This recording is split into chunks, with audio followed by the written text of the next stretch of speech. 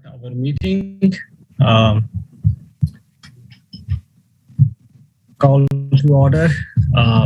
Madeline, can you please start with a roll call? Yes, absolutely. President Abbas. Present. Vice President Martin. Present. Alder Carter. Present. Alder Harrington McKinney. Present. Alder Bennett. It's running a little late. Alder Heck. Here. Alder Lemmer. Here. And Alder Wahelier. Here. All right. Thank you. We have a quorum. Next is approval of minute. Can I have a motion? Move approval. Move approval. Can I have a second? Second. Thank you. Motion is moved and seconded. Any discussion on the motion? I do not see any hand raised, so I will consider as unanimous approval. Next is agenda item number 1, public comment. Madeline, I don't see any general public comment. I see the report you sent is on agenda item number 3 and 4. We have a registrant, correct? Yes, indeed. Perfect. Then we will move next to disclosures and recusal. Anybody want to disclose and recuse? I do not see any hand raised on disclosure and recusal. So we will move to the next agenda item is an update on agenda item number 67.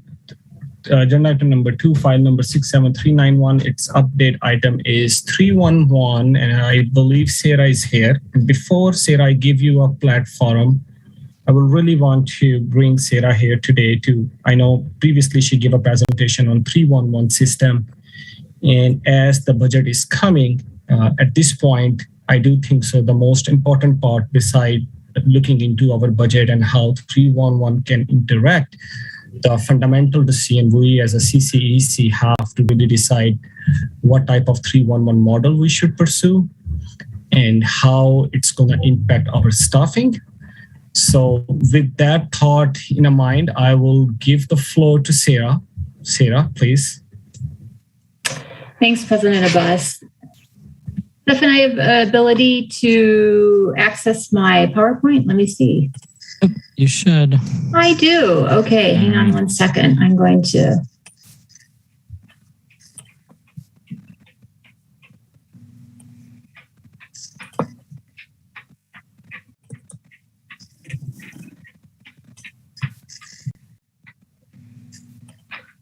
Okay. So thank you for inviting me to come and speak tonight about the 311 feasibility report findings and next steps. My name is Sarah Edgerton, and I am the Director of IT. My pronouns are she, her, and hers. So I thought I would give you a little background, and I'm going to, I had previously done this as President Abbas referenced back in March, but I altered my slideshow a little bit for those of you who went back and perhaps viewed the slides or watched the previous presentation. And I expanded it just a little bit because I wanted to provide a little bit more background because we do have so many new elders that have joined us. So I'm starting with what is a 311 system and then going from there and talking about the report. So this is an example from the city of Sacramento, and this is what you would see if you went to their website, and it's the 311 customer service. So they have straight out here, request a service, find answers, or explore. And, there's not just the website as the way to access a 311. There are many different ways that you can access 311. You can call 311. You can go to an app. Many cities have different apps that will allow you to report via the app. So some cities have social media set up, and other cities you can even walk in and use a 311. So it depends on what the model is that is chosen, and then you set up how you're going to have those experiences with your residents. So what is the City of Sacramento's? And this is a pretty broad one that I have seen across many different cities in my 15 years of studying 311 systems. And you can report, you can review, and you can see where it is, and then you can check on those updates. And the idea is that you go in and you put in your submission and you get a ticket. So if you call in, they can tell you, okay, this is your ticket number, or you can call back and they can tell you where it is. If you were to do it on the app, same idea if you did it via social media or on the website. It's always giving you that ability to come back in and see what happened, instead of your request is put into the city and it kind of goes into this deep, dark hole and starts moving through. This is also another terrific tool for alders as they're trying to figure out where are the service requests that they have reported via or for their residents. So we had a report that was requested from previous alders. It was Mark Clear and Samba Balde. And they asked IT to oversee a study of a 311 system. We hired ICMA, which does a lot of work with municipalities around the country. And they have done many, many projects interviewing and helping to implement 311s throughout the country. And so they interviewed city staff, and this was a variety of staff from our public works agencies, from our public service agencies, our public safety agencies, from our admin agencies, and from agencies like civil rights and the clerk's office as well, who get a lot of calls. They also reached out and talked to our 911 center and talked to the then director and staff there about a 911. And then they also talked to United Way 211 staff. The considerations of looking at making this a Dane County project were outside of the considerations of the scope of this study, but they did reach out to Dane County just because they do get a lot of 311 type calls. So what was discovered? Well, from this feedback from city staff, there were a lot of kind of key considerations, but one of them was if you don't know how to report an issue or to request a service, it's hard to navigate. And providing that access it's not only easy access, but you need to be able to give equal access to everyone in the city government. So it means that you should just be able to come in one place and be able to do what you need to do without having to know who to contact. And the other thing that city staff thought was really important was the ability to let not only residents report and track issues, but also for city staff to be able to track the issues as well, so that we didn't have several different agencies working on the same issue. And having that reporting mechanism would be both beneficial and efficient for both internal and external. That we needed to have those multiple channels that I spoke about previously when I was talking about the city of Sacramento, and those how we make sure that we're engaging with our residents, giving them that ability. In fact, there are some 311 systems where when they're done with the ticket or done with the conversation, they can do like pulse polls with residents, and they can say, how is this service? Do you have other things that you want to request? Is there something else that you're trying to find that you weren't able to find on the website? Or is there somebody else that you need to reach out to? So they go beyond just what that service call is and do these other things as part of that 311. It also gives that tool for navigating City Hall, kind of taking that mystery out of our City Hall. It can capture data for measuring both performance excellence and then also as a forecast engine. And I just want to establish that this is not, a 311 should not be the only forecast engine, because this is just one way. And, you may get a neighborhood that everybody starts calling or requesting the same service so that those stats go higher and that data is higher. So this should just be one of the mechanisms that's used. And then it also gains resident satisfaction. And it gives transparency to residents so that they understand where their service request is.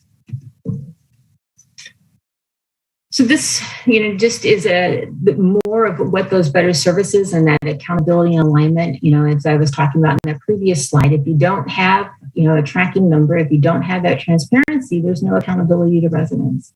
And that's important. We need to let residents know where their request is, where that item is that they submitted. And then that measurement of time to complete. How long is it going to be? Is it going to be 2 years? Or is it going to be 2 days? Letting them know what to expect. It's always nice that people understand what the expectation is once they've submitted that call. One of the other key things here is the disparity in service delivery. And I think that this is key in the accessing City Hall and knowing the system. If you know who your alder is because you helped that alder get elected, or you spoke to that alder when they came to your door and knocked, and then you were able to reach out and let them know about an issue, that's knowing the system, that's knowing who to contact. Or if you understand the difference between streets and engineering, and that it's engineering that actually is the one that designs our streets, and it's streets that picks up our recycling and our refuse, that's knowing our City Hall. But if you don't know those things, or in my case, my neighbors ask me, when is garbage collection? When is recycling? Is there a collection on Labor Day? Because they know that I work for the city. But if you don't know those things, there's disparity in that service delivery. That accountability and alignment also, city seems unresponsive if they don't know where and what's going on with that service call. And then sometimes, work may be delayed. I've had neighbors say, I don't understand, this tree was taken down, but the stump is still here. Why is that? Why didn't they do that at the same time? Well, the work is being done. It's just that there are two different parts to that. And, how does that work? They may not see that because it's not visible and it's not clear to them how our processes work. And then there's language barriers, and that's something else that the 311 can help to assist with. And then these are other added benefits, I think, for alders, reducing city leaders' workloads. Again, that you're the ones putting in a lot of these requests. You're the ones tracking these, trying to figure out where they are. That helps to reduce those workloads. It also helps to reduce the workloads of city staff. The frustration of residents. I can't begin to tell you how many calls I've taken over the years where they said, I have been transferred to 3 different departments. I'm hoping that you can just give me the answer. And often I try to give them the answer. I go to the website if I can, or I make the call to figure out where it is. And I know that there are many other city staff that do the same thing. It can serve as that equalizer, as I've mentioned before. Those efficiencies. And then also that connection, being able to better connect with residents through multiple of channels. I think that's really key, those communication channels, being able to reach our residents the way they want to be reached. And then also being able to provide that insight to how our processes work, going back to that example of the tree being taken down on the stump. And then, helping us to make those informed decisions. So what is the current state? Where are we today? So here's the software that IT already is using with agencies across the city. So these are what our city agencies are using. We use CityWorks as our asset management system. Acela is our permitting and licensing system, and we are also going to be using that. We received a capstone grant and are working to take our reporter problem system, the back end of it, and it's going to be in Acela. So that we're already starting to make that connection, because reporter problem is sort of our 311 system without any of the tracking, any of that interaction, any of the other things. It's just an email system where you submit a request and then it goes into email train of moving back and forth between agencies. And then Sella is going to change that, how that's going to look and how that model will be, so that residents will have somewhat of a tracking system and will be able to. So that's sort of that first step. And then we have Tyler, which is our financial system. It's that backbone of all of our finances here in the city. And these are the systems that would support parts of the infrastructure of a 311 CMR system. And then we would have that 311 software sitting on top. We will be using our identified practices of performance excellence. So making sure that we're both that we're mindful of both our mission and our vision, and that we use all of our values as we're working through this. I think that civic engagement and looking at the equity and well-being and shared prosperity and stewardship are all key pieces to what a 311 system is and how it would work for our city if we were to move forward with this. So then I'm bringing up the estimated project cost. As President Abbas was speaking, this is budget season, and I wanted to bring these up. So there are a lot of really kind of key decisions that need to be made here. There are, how are you going to do your personnel? What is that model going to be? But this is coming from the ICMA report, but based on that average staffing, they're thinking about $2 million. And then there's the cost of if you were to do an office and that cost, and then the facilities, and then the software licensing and maintenance, and then just the annualized cost. And this all comes in at about $2,600,000. So next steps. So these are the ICMA recommendations. We need to have a 311 implementation project organizational structure. That's really key. And to that, you need to develop and have an appropriate structure where you have this roadmap of what you're going to do. So to make sure that this is all going to happen, this has to be at the city's highest, the highest level of visibility within the city organization, meaning that city leadership needs to help lead this project.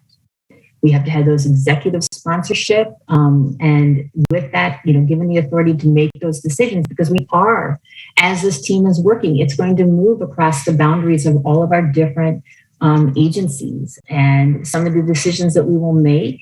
Some agencies may not, the change might be something that they're not interested in making at that time. And so we would have to have that sponsorship to move through. And then we're going to have that top implementation team that is commanded by really a strong, experienced leader that's going to help move this forward.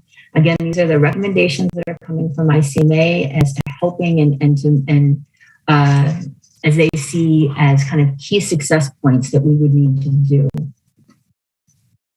So I took these and said, okay, so what are the different roles and who needs to do what? I thought that might be useful in this.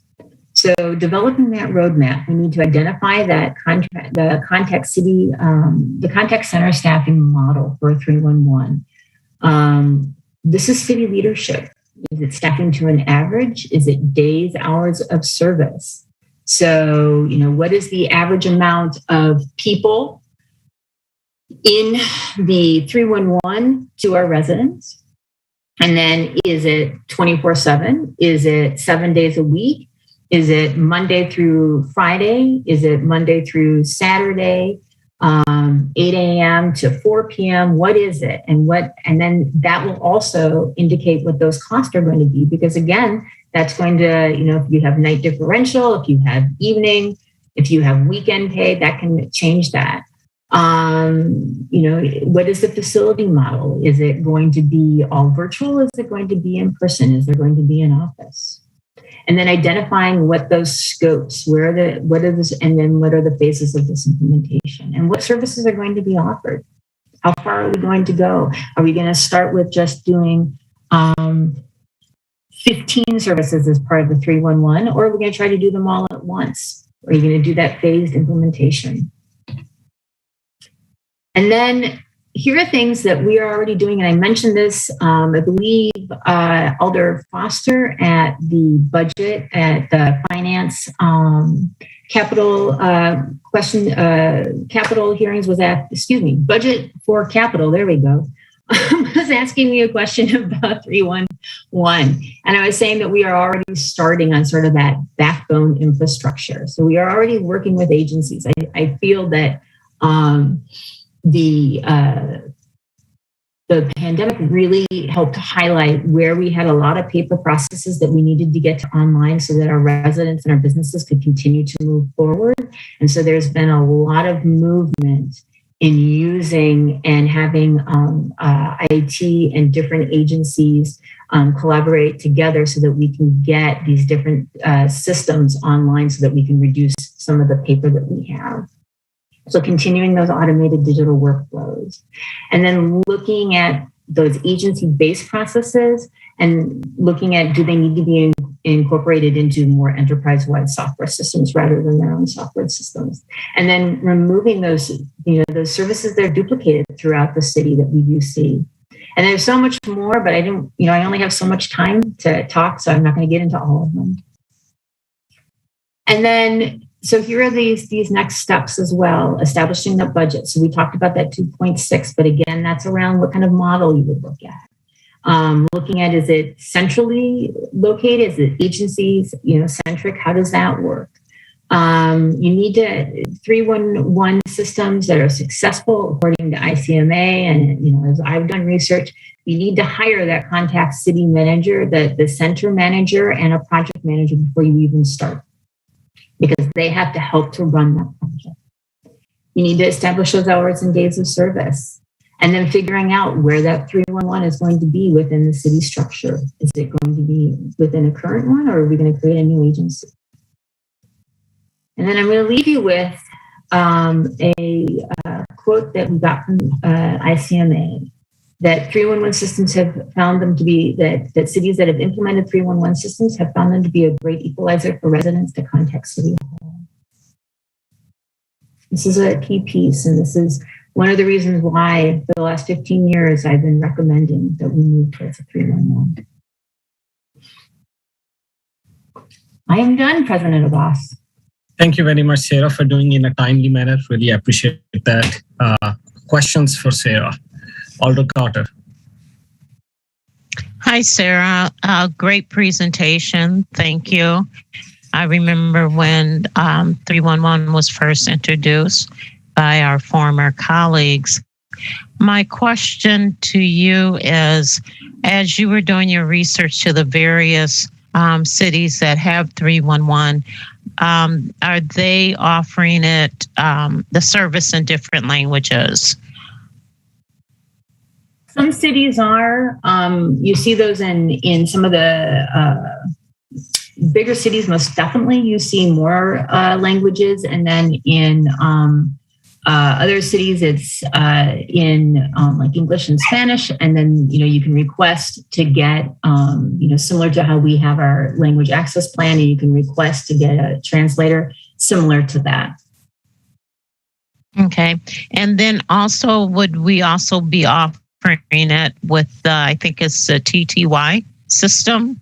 Mm-hmm. Yes. Okay. Yeah. So that would be part of what's in the software that we would get and how we would incorporate it. Okay. Thank you very much. Thank you. Thanks, Sarah, for the presentation. I have a question for you and also for Chief Bonds, for both of you. So I will appreciate if both of you will address that. So with this 311 system, I'm more curious around public safety factor into that, as we are talking about various agencies. Is it possible MPD or other agencies, including MPD and others, they could be part of it? And what I'm trying to say here is, if there's somebody stole a bike from in front of the house, there's a loud music, people can use still 311 system and engage police through 311 system as non-emergency, something where it is you don't need immediately a police action, and it could take 24 hours or whatever the time is. So with your model, would MPD can be adjusted in that model from public safety point of view? So question for you and also Chief, the same question. I would like to hear from you as well from policy standpoint. I think, President Abbas, if you don't mind, I'll let Chief Barnes take this to begin with, and then I can respond after that. Sure, thanks. I was going to say I agree with everything Sarah just said, but since I'm going first, no, I think 311 is really kind of works right in line with what we're trying to do at the police department. I mean, I think it's clear that in this community, we can reduce the footprint of police in communities by providing information. And indeed, in some cases, that's what people want. They want information, and they want it to come from a source that they trust, whether it's an expert in parks and recreation, or whether it's an expert in traffic or engineering, or whether it's from a police officer. And I hope that you would include us as a partner as you move forward. And I think that we certainly would revel at the opportunity to be able to provide some of that information. Number one, it keeps officers from going places where, quite frankly, we could have an immediate response to what people want. One of the things that I have been looking at is a virtual response unit. They do this in Norfolk, Virginia, where you have a Zoom link. You call 311, you tell them what you need, and then you can go to a Zoom link and you can see what the issues are with that person, and you have the information you need to type a report. In the end, I think it saves money. We all know about the rising cost of fuel and wear and tear on police vehicles, and it helps us to be more efficient. So hopefully we will be included in the conversation as you move forward. So my understanding is, Chief, there is also dollar saving with this particular 311 implementation, especially if we add public safety aspect into that. I think it would be. We would, of course, have to, write the research questions and determine what is it that we want to measure. Is it the amount of time we would normally spend driving to these particular calls? Is it the amount of man hours that we would spend? And so if we write the research questions correctly, I think we could certainly determine if there's an efficacy to reducing costs on police. Wonderful. Sarah? So I get to say that I agree with everything that Chief Barnes has just said. And also add to that. So we did interview, I cannot remember, and I apologize, who in the Madison Police Department staff. And then we also interviewed 911. And one of the things that we got from both was that there were a lot of calls that were made to the non-emergency number of the Madison Police Department that were not calls that were really calls that the Madison Police Department should be taking on. So that's that efficiency that I also see there, is that if there had been a 311, that's where they would call. But they know that it's staffed. And so they were calling after hours and on the weekends. And so then they were having to help try to navigate that.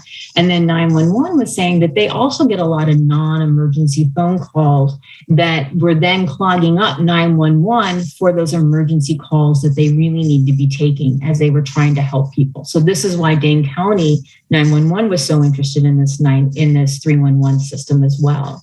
So we would certainly be bringing in the Madison Police Department and the Madison Fire Department and Public Health as part of this, because they are all such important collaborative partners in anything that we would do moving forward with this, because they would help to support so much of it. So Sarah, I have two additional questions, and then I will let Alder Lammer go. So my next question is about Dane County involvement financially.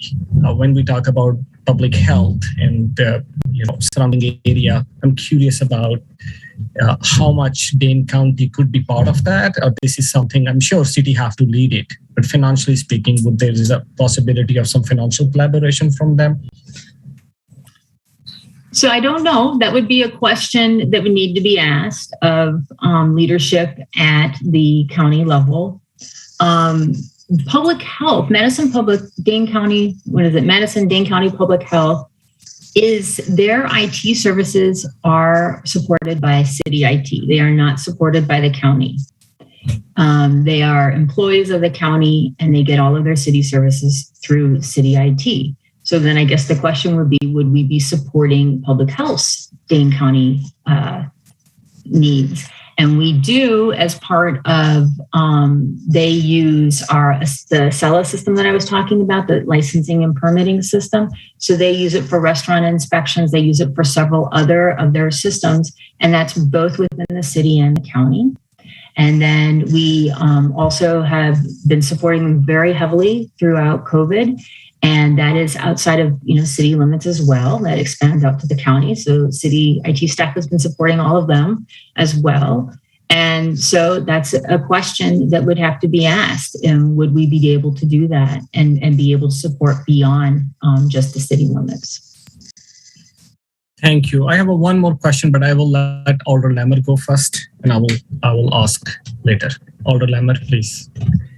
Thank you. I just want a little clarification. In the personnel costs, what all is included in there? Is that the annual estimated staffing cost? Does it include the development staff time to get the system up and running? What all is in there? So that's a great question. That is just the cost of getting the system up and running. I'm sorry, I'm trying to find you and you keep hopping around my screens here. Oh, sorry. No, it's not you. It's just how it works as I do this. So it is how it's just the staffing model of the 311.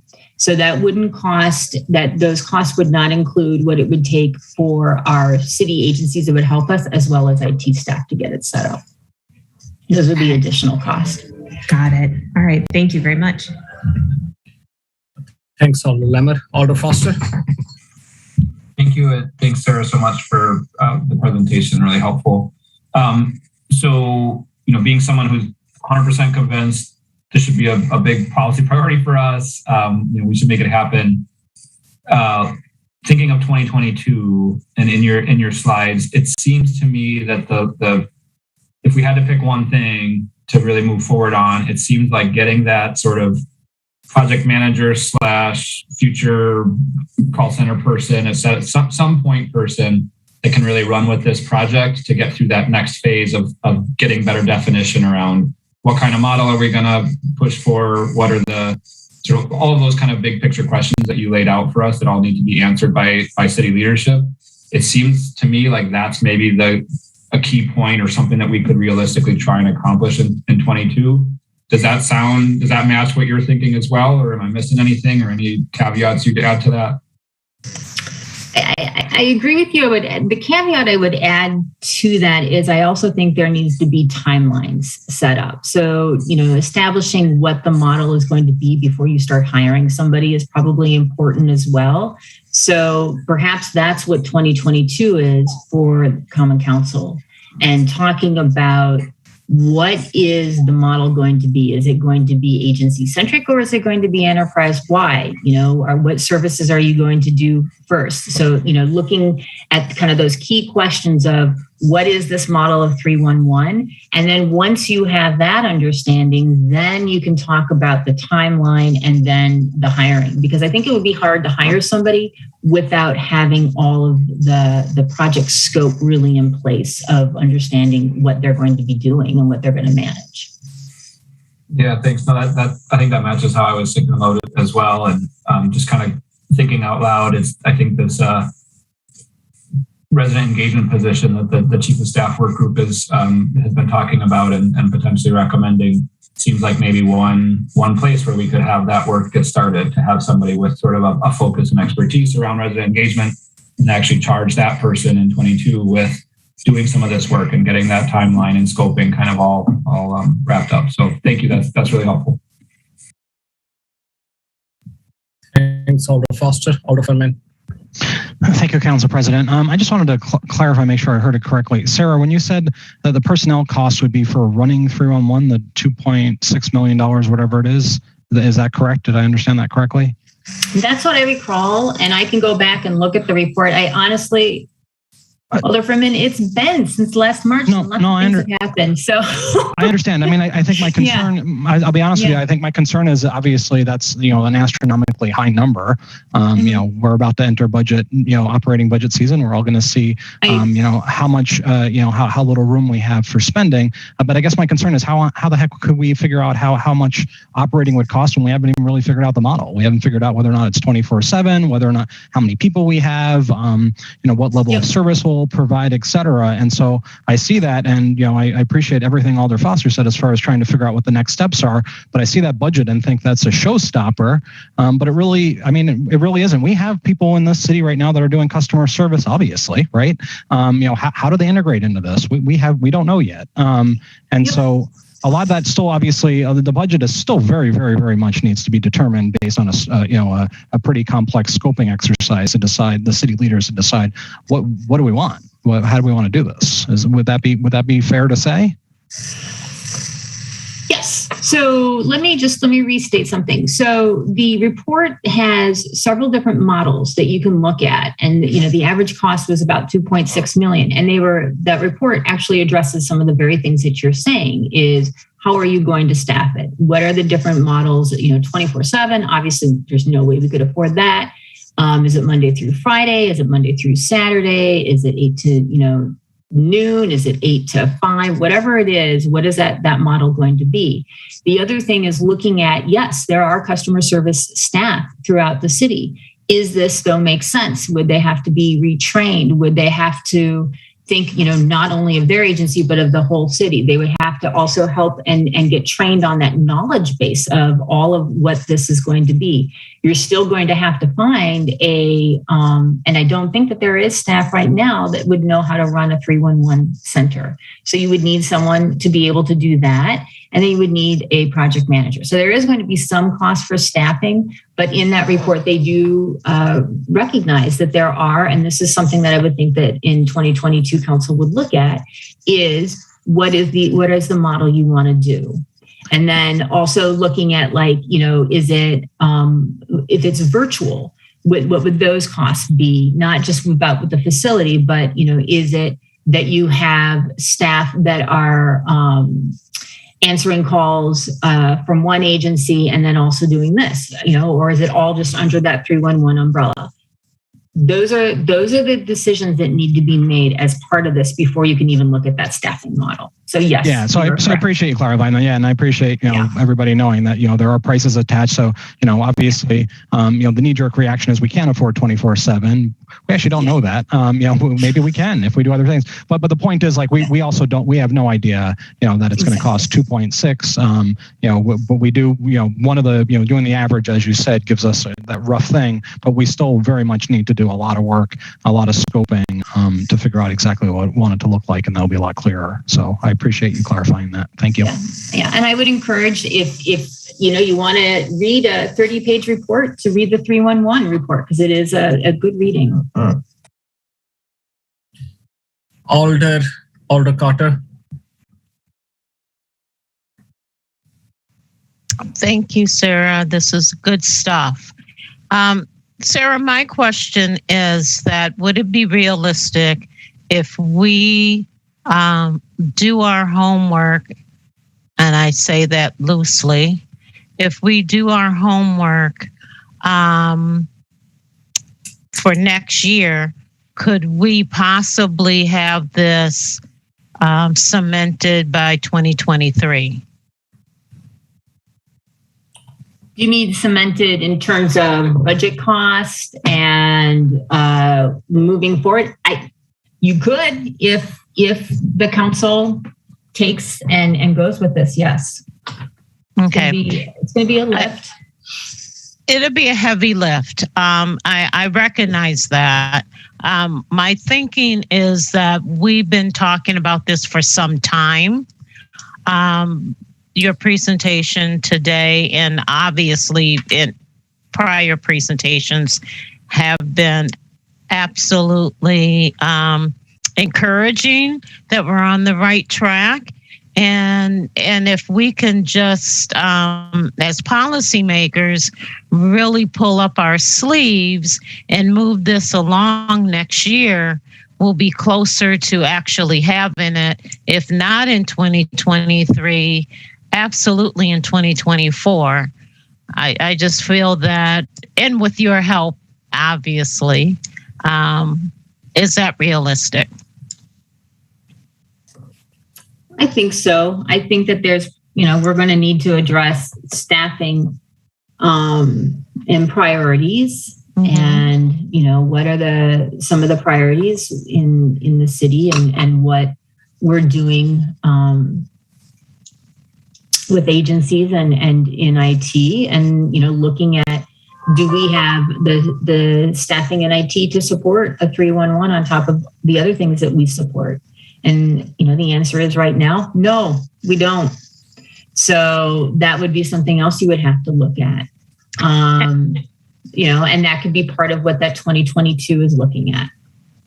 And then finally, this is just a rhetorical question, obviously, but are we looking at the call center staffing is different from each agency who has someone in their agency that provides community service? We're not looking at, well, let me end it with that. I think that would be what the council would need to look at. Okay. That would be part of what you would be evaluating. Okay, thank you very much. Mm-hmm. Thank you, Alder Carter. Alder McKinney. Thank you very much. Sarah, you said that you'd been really researching the 311, can do it for a number of years. How many years did you say that we've been looking at this? Well, I don't know if we as a city, but I as an employee have been looking at it for about 15 years.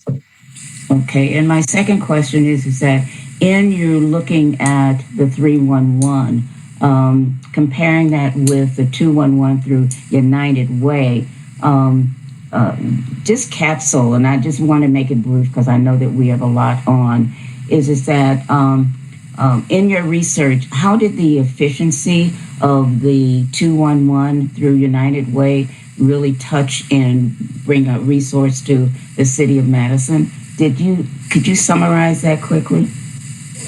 So I did not do research on how a 211, when we interviewed the United Way's 211 staff and talked to them about it, they didn't feel that the services would be the same and that there would obviously be times where we would be routing service calls to 211 and 211 would be routing services to 311 rather than, and I think, probably in some ways it would be more of an efficiency for 211 because they would be able to just refer them to the 311 system rather than them trying to figure out who in the city they need to reach out to get that assistance that they're looking for.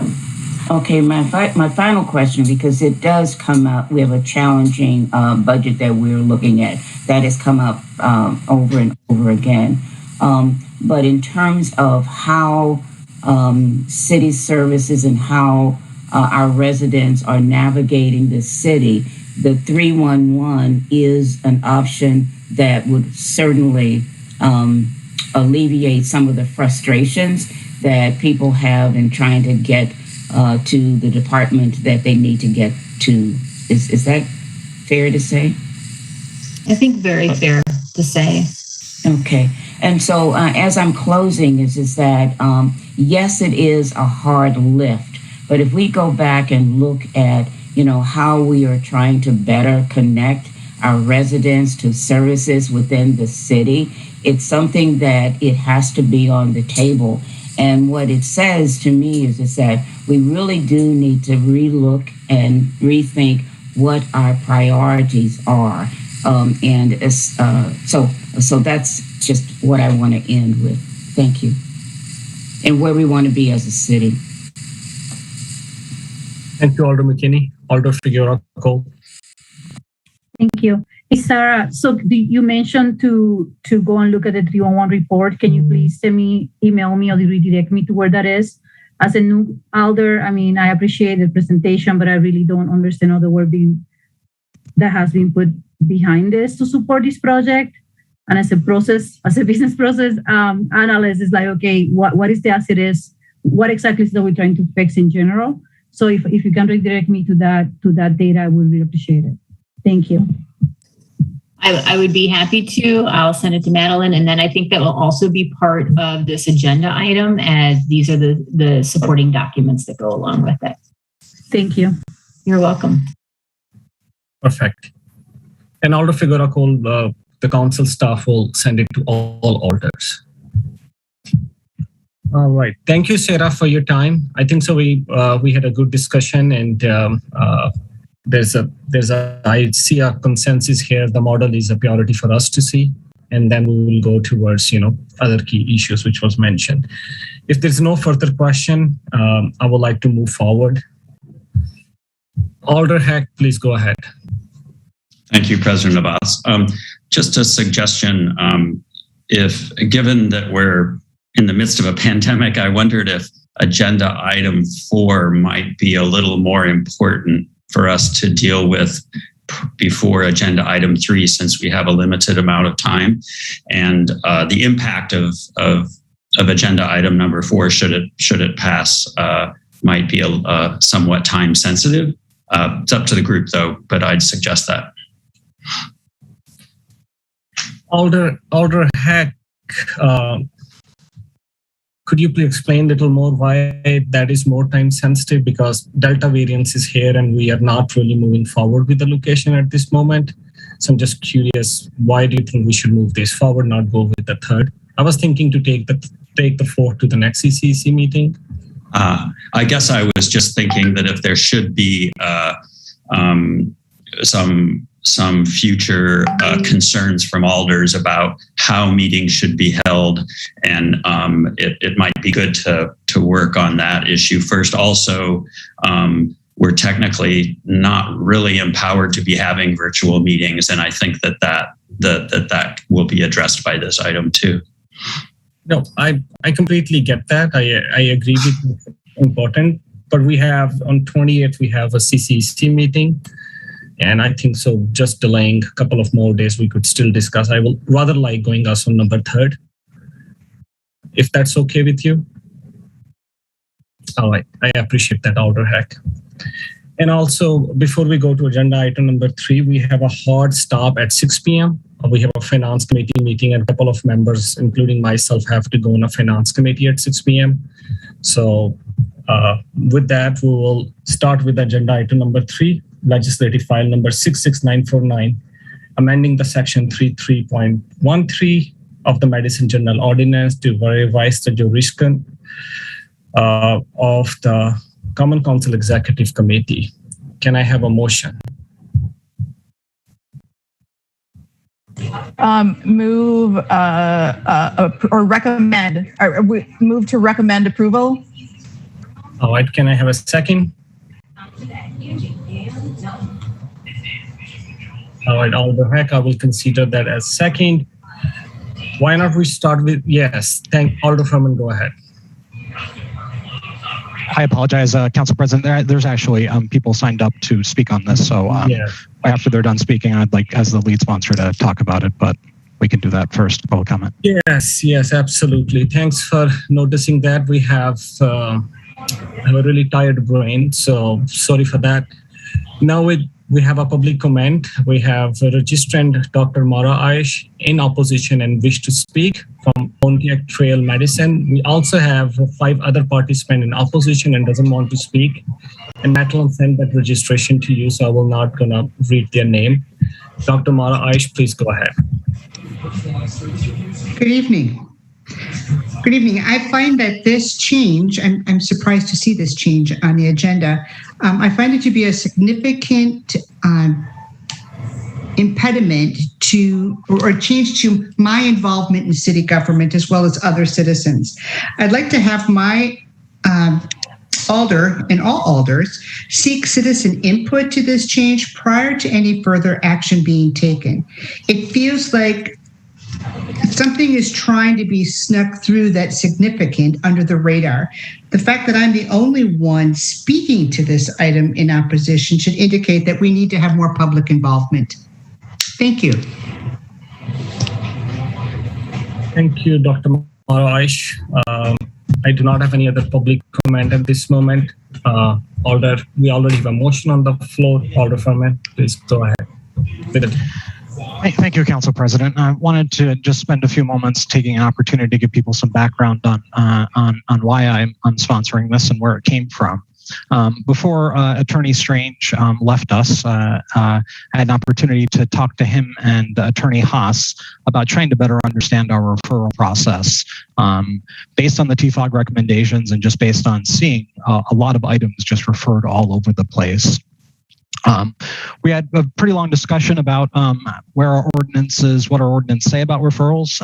Actually, believe it or not, there's nothing in our ordinances that are specific about referrals. And at some point, we absolutely need to fix that. We talked about a bunch of different methods to change the amount of referrals, none of which, to be quite frank, I thought were going to be that effective. Some of those had to do with limiting how many places something get referred without, the council overriding that. A bunch of different methods that I thought just weren't going to be that effective and didn't jump out right away as being the right way to get things under control. One thing that is entirely clear, which I think you guys all know, and I should give you a brief update, or at least a quick shout out, is that the TFOG's implementation work group is looking at how to redo our committee structure. But in the course of this discussion, one of the things that came up was the Common Council Executive Committee jurisdiction and the fact that a lot of items are getting referred to the Common Council Executive Committee, as well as other committees that are specific to those agenda items. And so what this change is attempting to do is say that if a particular item is being referred to other committees, there's no good reason for it to also then be referred to the Common Council Executive Committee to get a recommendation. When what we're seeing, and I went back and actually looked at since the end of December, items that could fall underneath here. I do want to say for the record, I actually support every action for every one of those items that CCEC took. And I just went back to December, but this is not about disagreeing with CCEC. This really comes down to what we're seeing is we're asking the public to come to this meeting and comment on something. We're asking them to come to a lot of other committee meetings and comment on something, and then come to the Common Council and comment on something. And we're really giving residents the runaround. And so I think we need to be a lot more focused when we're asking our residents to come and speak, and not ask them to come to half a dozen different places. And so this is an attempt to help streamline the process. It's not the only thing that should be done or needs to be done, but it's an easy thing that could be done. If an item does not have anywhere to go, then this ordinance does suggest that it should go to CCEC. And very, very importantly, if this item has something to do with the function of the council, it belongs here.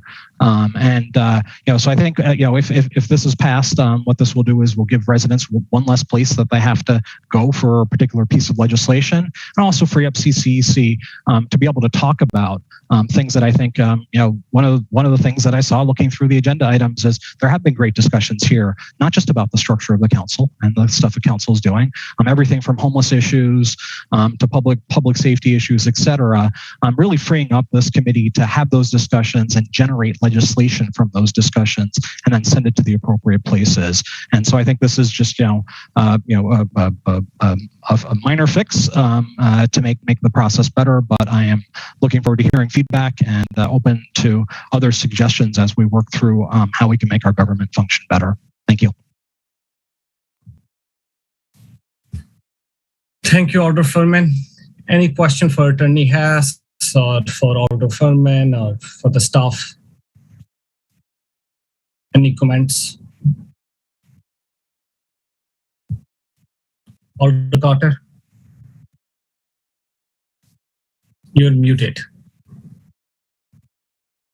Is Attorney Haas present?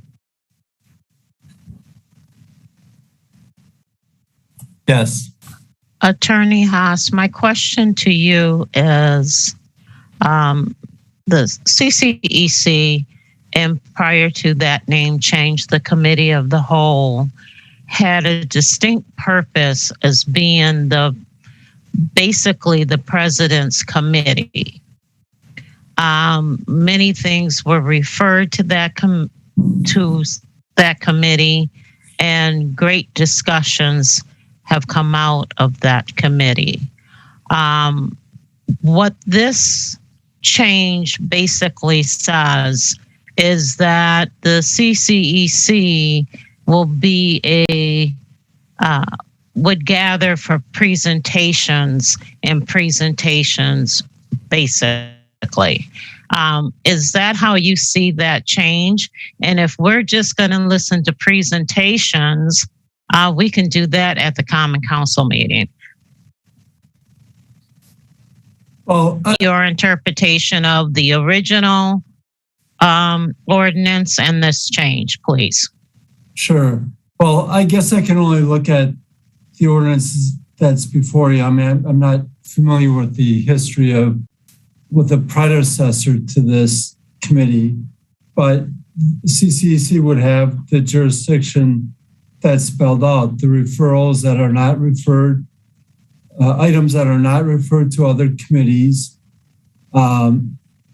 except resolutions related to the structure and function of the council or other committees. Now, I just noticed that maybe in subsection 1A1, I don't think Alder Furman and I caught this, but you may want to consider if this ordinance goes through changing committees to subunits, if the intent is to include boards and commissions as well as committees.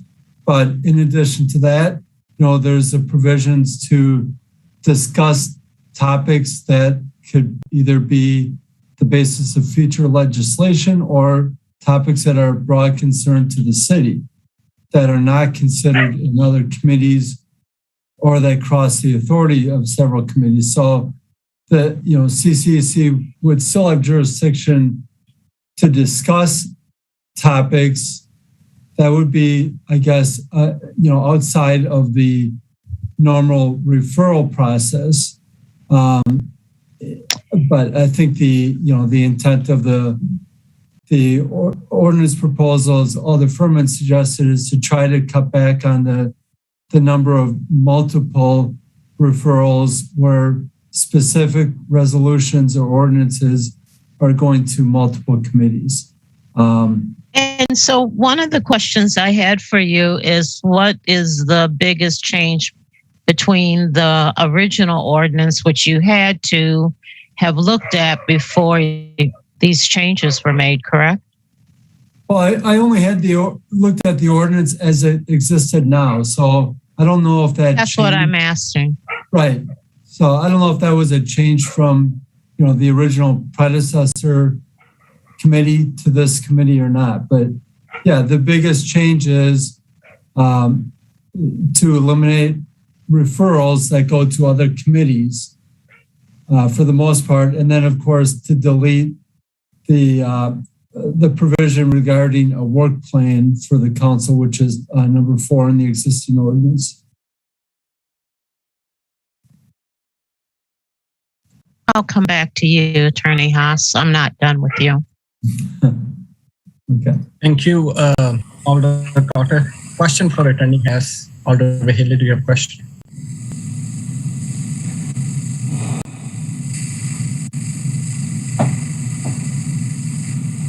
Thank you, President Abbas. I had similar question for Attorney Haas, and one of the and maybe this is the comment that I might give, and Attorney Haas can explain later, is what I'm seeing here is to have jurisdiction or to have restriction on the institution of the CCAC. And, the restriction to have referral is something that can be discussed, and that's a process. But having a question on the institution, I think that's what Alder Furman is trying to do, is intimidation in the work of the executive committee. With many boards and many commissions, there are always few board members or executive members. And I find it very hard to believe that this is to question the institution as the CCAC, but to have question about the referral. And I'm open to have a discussion how many times we can refer items to the CCAC or to the other committees. But to have completely question the decision-making or mechanism for the CCAC is intimidation.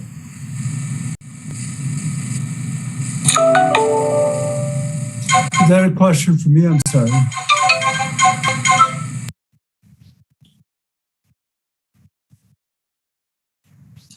Alder Vahila, you're muted.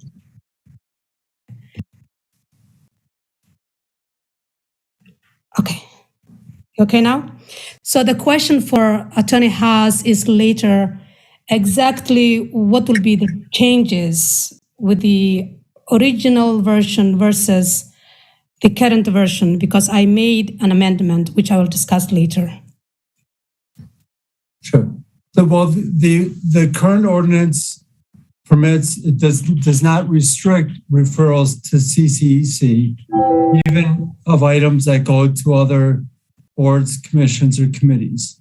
So the main impact would be if you have a specific item on the council agenda and referrals are being considered, if there is already a referral to another board, commission, or committee, under this ordinance, it cannot come to CCEC unless it had to do with the structure and function of the council or another committee, or if you want to expand that to committees, boards, and commissions.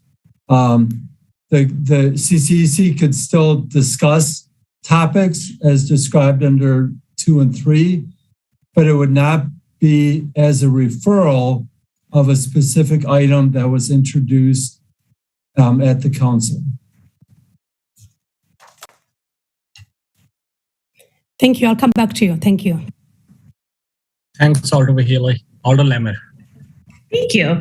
I hear the reasoning and the argument for this, and I also hear the concern from my colleagues. I'm wondering if it would be possible to have an implementation date to begin with the next council leadership, so April 2022, and that would eliminate, I think, possibly some of the concerns around it. I guess I'm just wondering if that is a possibility and if there are any unintended consequences with having such an implementation date. It is possible to have a delayed effective date. That's not uncommon. I don't know if it's common or not, but it's a simple change to just add language at the end stating that the effective date would be delayed to whatever date the council chooses. So that is an option. All right, cool. Thank you. Thanks, Alder Lemmer. Alder McKinney. Thank you. My question is to Attorney Haas. Prior to drafting this ordinance change, did you look at other mechanisms by which the referral process could be streamlined? Was that ever discussed, or was this the only thing that came up? Was that in the discussion at all? Well, I'll just say, without disclosing my conversations with alders about their proposals, I've had a number of conversations with a number of alders about trying to revise the referral process. It's something that Attorney May indicated to me in his personal opinion that the system could be tightened up a little bit to reduce redundancy, but that's a policy choice, and I'll leave it up to the alders to decide when they want to introduce those ideas. Okay, so therein is the issue that I have, or problem that I have with this ordinance. When you said revise the referral process and the redundancy, that really is the goal. And if that is the goal, I'm going to refer back to the TFOG, the Task Force on the Structure of City Government. This ordinance comes before the cart before the horse. We have not even really effectively began looking at the over 100 boards, committees, and commissions that are out there. And I think that the work of the implementation task force should be just that, to look at the boards, committees, and commissions that are duplicate, that can be reduced, and then to have a solid mechanism to revise the referral process. This seems to be an ordinance trying to find a place to land. It's out of place, and for me, it's highly irregular that this would be done even before we know how many boards, committees, and commissions will be eliminated. That seems to be the first logical process, and then get to the point of revising the referral process. And so that's I don't have a question for you, but that's one of the things. Has that been in the discussion loop at all? So that's where my problem is, and I don't know where my comments fit. Maybe it should fit when we take the vote on this, but it seems highly out of place and irregular. And Alder, if I could just clarify, the comment about reducing redundancy, that was what Attorney May had conveyed to me. So I don't want to subscribe that to any particular Alder. I was just commenting on discussions I've had in general about the referral process as it exists. Thank you. Any further question for Attorney Hess or for any other staff? I do not see any hand raised. Alder Furman, go ahead. Council President, thank you. I have a question for Attorney Haas, 2 questions. Attorney Haas, is CCAC considered a board that makes decisions or makes recommendations? Well, it makes recommendations. Thank you. And do other committees have defined purposes? Yes, the ordinances set out the jurisdiction of each committee and board and commission that the city has. Great. Thank you. Thank you. So if there's no further question, we will move in our discussion item. Alder Foster, go ahead. Thank you. So I spent a fair amount of time trying to think through this. I've had conversations with a bunch of folks about it. I understand how it's sort of different people are seeing this differently. My perspective on this is that I think there are 2 issues. I think we do have a real problem with our referral process, and I think there's been some conversation about that. And I actually do also think that we should be re-examining the definition of CCEC, and at a minimum, all getting on the same page. Because in a lot of those conversations I've had with different colleagues, I've heard really different ideas of what the CCEC should be. And I do think that separate from our referral issues, that's driving some of the issues that we're experiencing here. I don't personally believe that updating the CCEC definition and purpose is the best way to deal with the referral issues. I'm one of those alders that's been talking with Attorney Haas, and he's helped me draft a proposal that would help, I think, improve our referral process. I was originally going to bring that here to sort of bring into this discussion, but I didn't want to take away also from having a conversation about what CCEC is and should be doing, because I again, don't think this is just about the referral process. So in my opinion, I'll share out after this meeting kind of what I've been working on in terms of some potentials to clarify and hopefully improve our referral process.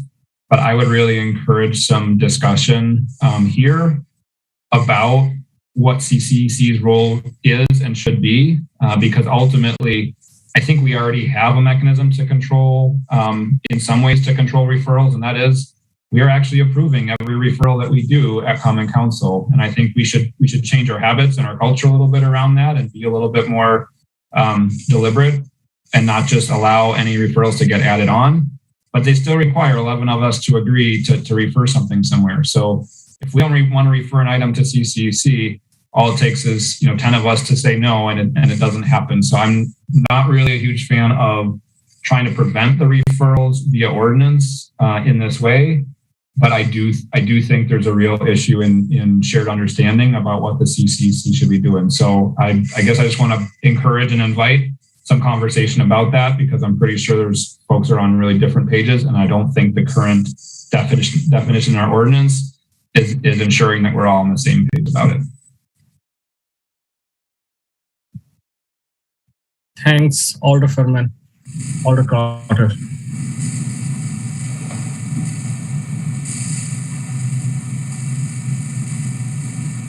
Can you come back to me? Sure, I will come back to you. Alder McKinney, go ahead.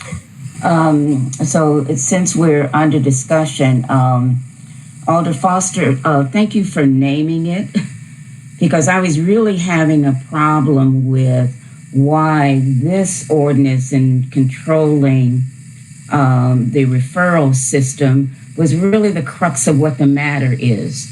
And the matter is that there is a great deal of angst around what is the roles, duties, and responsibilities and reach for the executive committee. And we're not naming that, right? I think this is a backdoor effort to dissolve the executive committee and whatever those powers is, but name that.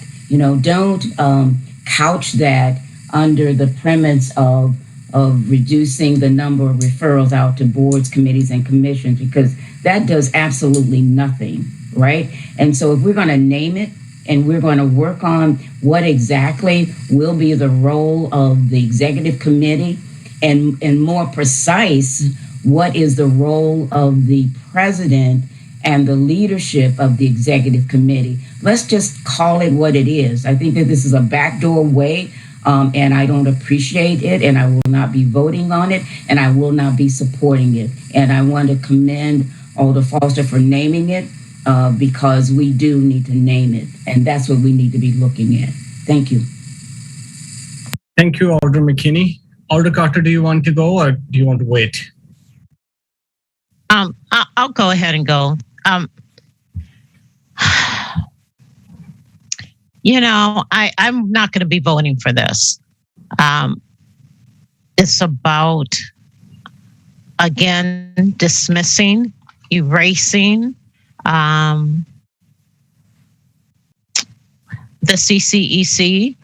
I recall, and this is the atmosphere of the environment of the ECCC recently has changed. What I believe it was 3 meetings ago, we were told that if we couldn't go to a committee meeting, we shouldn't be asking questions. We shouldn't be bringing in staff and wasting their time. We are policymakers, so we are all equal in that. We might not be equal in society, but we're all equal in the chamber. And I believe that this is an attempt to lower CCEC position in the hierarchy of the Common Council. I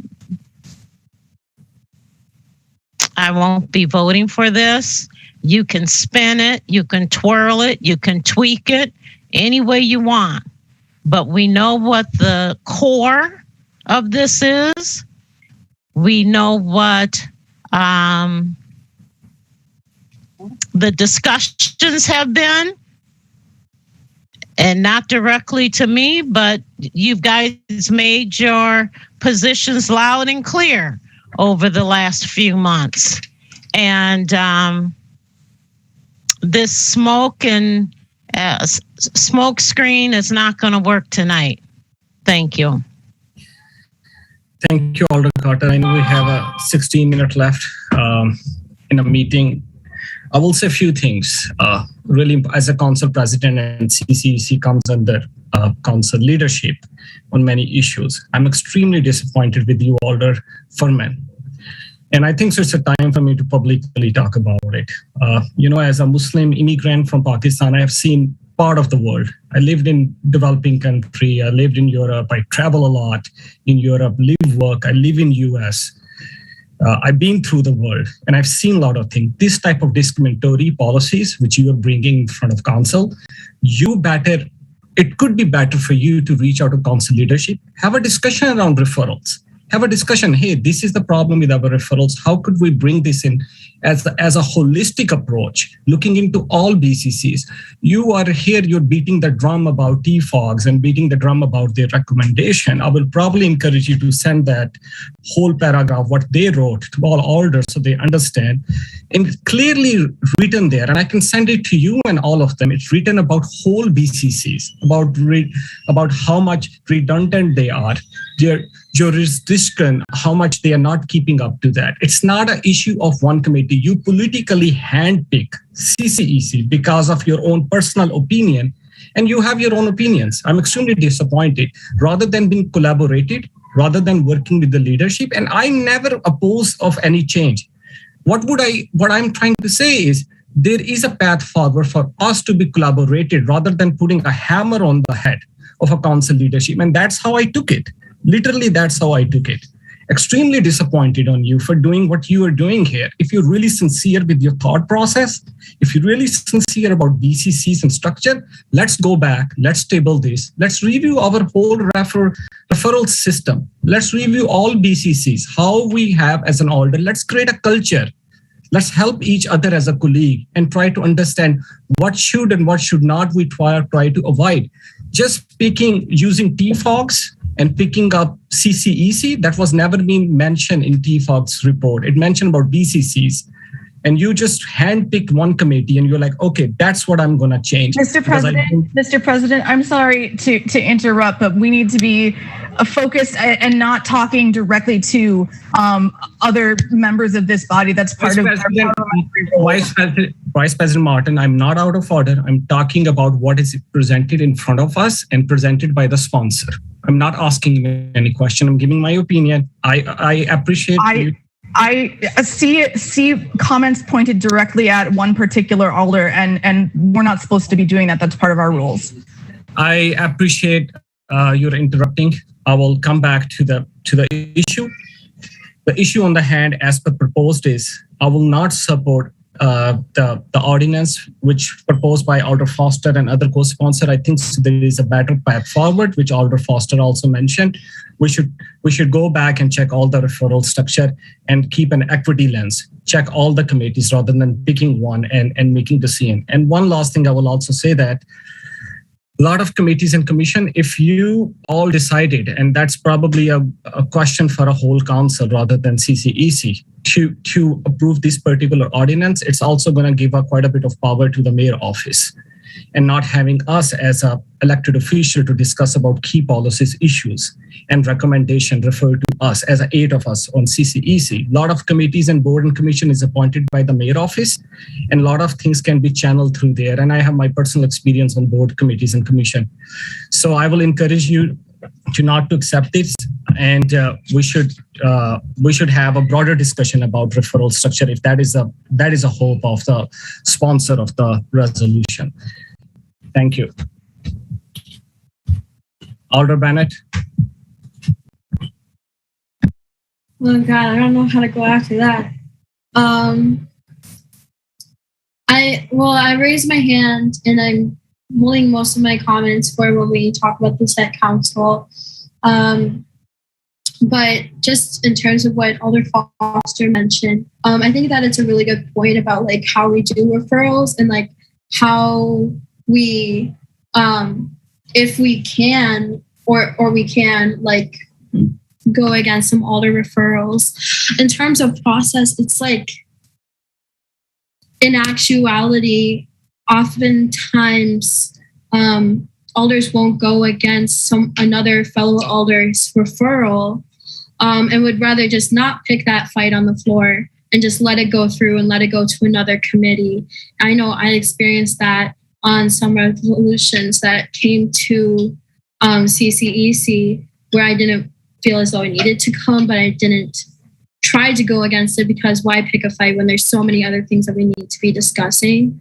So I just wanted to put that out there. And I really hope that anyone that votes on this isn't taken as like a pissing match between two alders, and it's just about what is best for this committee and what is best for the structure of council.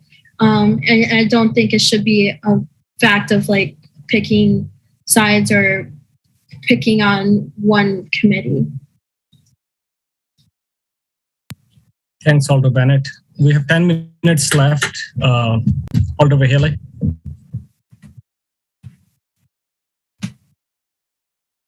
I don't know if this is there. Can you hear me? Yes, we can hear you. Okay. So I know there has been a lot of discussion and there is a lot of different ways to go by. And I was wondering if this is the right time to just table the referral in different resolution and then vote for my alternate, which is that we, strike what Alder Furman had, that they are not referred to other committees. Just put it back into just remove that, and wondering if we can approve vote on that. So on the main motion, you're making an amendment. Yes. So because there are two things that were discussed, and I know I'm one of the others. Alder Vahele, just 1 second. Let's do your motion and then you can speak to it. Okay. So your motion is? To strike what Alder Furman included that are not referred to other committees, and have different discussion and different ordinance in terms of the referral process. So leave the way it is for the CCSC, let them receive the referral, but then we have different discussion and different process for the referral. Council President, point of order, can we get some clarification on how that would be different than placing this on file with or without prejudice? Because if you strike what she's saying, I think essentially what she's trying to say is not to do the change. So, Alder Furman, point of order, there is a motion. Let's see, get a second and then you can speak to that, okay? So there is a motion. Is there any second?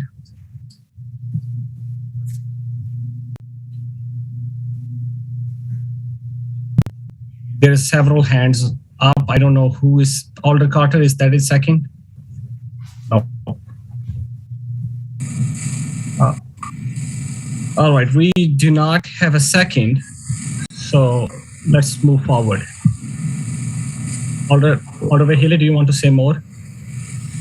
Yes, and like I said, and you really talked about this, and I would like to say this, echo what you have said, Alder Abbas. What Alder Furman has done is attack on the CCAC and its leadership. I think what could have done, collaboration and discussing. I serve on the TFAC. We did not have any discussion about this. And I wish we could have had this discussion in terms of how we can process the BCC and the referral and move forward with different ordinance to bring to this body. So similar, I would like to see, I will not be voting on this. All right. Thank you, Alder Vahele. We have 7 more minutes. Alder Evers. Yeah, just briefly, and thank you, Council President. Let me just say that I'm not part of this pissing match as referenced by Alder Bennett, but as an objective observer, I would caution my colleagues not to make such judgments about your colleagues, assuming ill will, accusing them of backhanded motives, accusing them of dark motives. It's quite possible that Alder Furman sees a problem and tries to fix it. And you may not agree with how he's trying to fix it, but to accuse him of being discriminatory and even racist, I think is inappropriate. I think you can debate the essence of a proposal without engaging in ad hominem defensive thin-skinned attacks. And that's what I've witnessed here tonight. And that I find disappointing. Thank you. All right, Alder Evers. We have 6 more minutes. Go ahead, Alder Bennett. I'd like to call the question. Alder, we have one Alder left. Alder Lemmer, there's a call of question. Yeah, I wanted to make an amendment. So if I could do that real quick, that would be great. I'd like to move that we add an effective date of April 2022 with the new council leadership at that time. Is there any second?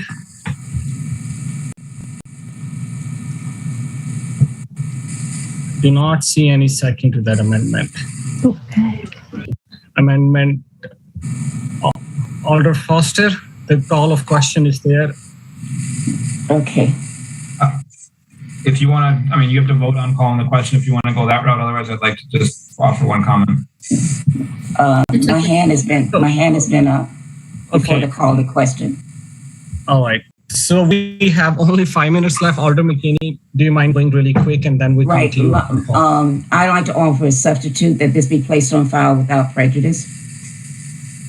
So there's a motion? Second. Okay, so the motion is made and seconded. Council President, point of order. I mean, there was a call to question vote and then somebody was allowed to make another motion. Why wasn't there a vote held on calling the question? And why was somebody allowed to make a new motion when the call to question was on the table? My hand was up before the call to question. Alder McKinney, I still don't see your hand up, and you could have I just put it down. My hand was up. Alder Furman, there is just a courtesy. As Alder McKinney said, her hand is raised. I haven't seen, but I would like to trust what she's saying. So, and if she had the ability to unmute herself and speak up earlier, I think that's it's unfortunate that that's the way you're doing it. I think somebody has to call the question. You could have voted on whether or not you were calling the question. All right, Alder Furman, I heard you. Thanks. So there is a motion. There's a second. I'm sorry. Are we voting on the call of question or the substitute? Yes. We are voting on a motion, which is placed on file. Okay. Second. There is a motion placed on file without prejudice. There's a second. I believe there will be a roll call for that. Madeline? Yes, absolutely. President Abbas? Aye. Vice President Martin? No. Alder Bennett? No. Alder Harrington McKinney? Aye. Alder Heck? No. Alder Lemmer? Aye. Alder Wehelier? Aye.